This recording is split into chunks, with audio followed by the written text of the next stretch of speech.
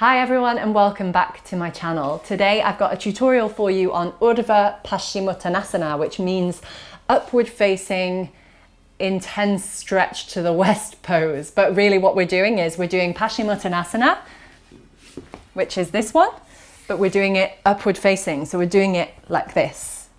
So if you caught my last tutorial on Urdhva Paschimottanasana, then you'll remember, just click here if you want to watch that one first. It's a very similar transition, very similar pose, only this time instead of holding on to the big toes like we were in Urdhva Paschimottanasana, this time we're holding on to the outsides of the feet. It is a little bit more challenging, especially since in the full state of the pose, we're actually closing the body. So it's like we're really doing a flat forward bend, but upside down. So kind of like in the air, but on your sit bones. It looks really, really cool if you can get that really straight line. So that should give you enough motivation to practice it. Aside from that, it's a great stretch for the hamstrings and the back. And it's also quite a strength building as well. Not to mention testing your balance and your coordination. So there's loads going on. And like most of the poses in the last part of the primary series, it's almost like they're a reward for you. They're the fun postures as a reward for practicing so diligently all of the postures in the half primary series. So come and collect your reward with me and let's practice Urdhva Paschimottanasana. So just like Urdhva Paschimottanasana, we begin seated in the state of Dandasana. So we've just jumped through, inhale to jump through, and then we exhale, lay down with control on the back. Just move forward a touch. And you need enough space behind you to be able to come into Halasana on the shoulders. So inhale. First, make sure that your back is flat to the mat. So that means you know that your abs are switched on. And so when you come up, it's the strength here that brings you up. Okay, so inhale, lift the legs, take the legs back, exhale, catch the feet. Inhale, up, and exhale, close. So you bring your chest and your thighs as close as you can, and then you look up towards the toes. Okay, then inhale, open. 5 breaths in the closed position. Inhale, open. Exhale, cross the legs, and then a vinyasa. So there's very similar elements here to the posture that we did last week. We exhale to take the feet back over behind the head and catch the feet. So it's not catching the toes, it's catching the outside edges of the feet. And then what you need to do is keep your legs straight if you can. At first, if you need to bend your knees, then that's okay, but eventually we'll do it all with straight legs.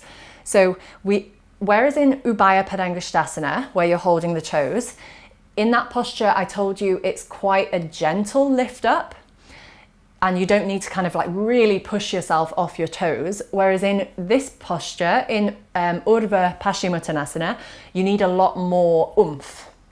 So when I do this pose, I really use my inhale. I do a breath like this because that helps to carry you energetically upwards. I also use my toes a bit more, so I push off my toes to propel me up.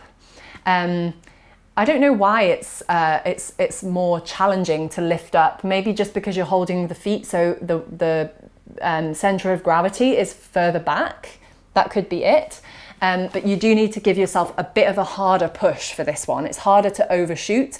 It's much easier to undershoot. So let me show you what I mean. So we lay down, exhale, inhale the legs back, catch the outsides of the feet. And then what undershooting would look like is this.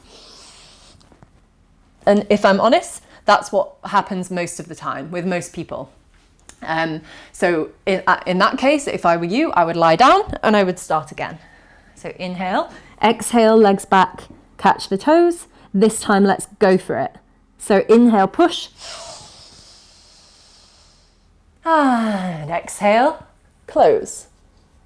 So here let me talk you through this bit. It's essentially just a forward bend, but you're sitting on your sit bones. So it's a lot harder to keep your spine straight. Mine is probably rounding a bit, which is okay.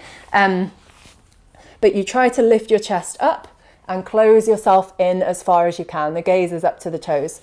You might have seen people giving the nice adjustment in this where they come behind you and close you, which is really helpful. But if not, just close as far as you can. 1, 2, 3, 4, 5.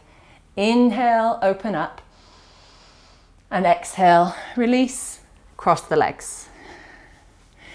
So another option for you, if that vinyasa coming up into the pose, if you've tried it at least 5 times in your practice and it's still not happening, after you've done it 5 times, then just come forwards, take the outsides of your feet, keep the knees close to the chest and straighten the legs as high as you can.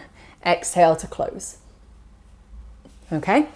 Inhale, 5 breaths, inhale to open, and exhale, release. So start again, just like in Urdhva Paschimottanasana, starting with bent knees, taking the bind, establishing the position with the pelvis first, and not having to rock into it is a little bit easier. This version is also a bit more accessible if you can't straighten your legs yet in Paschimottanasana. So you could still have bent knees here, and you could just work gradually, week to week, on lifting, straightening until you come up with the legs straight. So things to remember with Urdhva Paschimottanasana. Number 1, you need to give yourself a lot of oomph. That means you need to inhale strongly to come up, and you also need to probably push with your toes to give yourself the momentum to come up. It's a little bit easier to catch the balance once you're up. And then number 2, if you are failing, don't worry, have fun with it.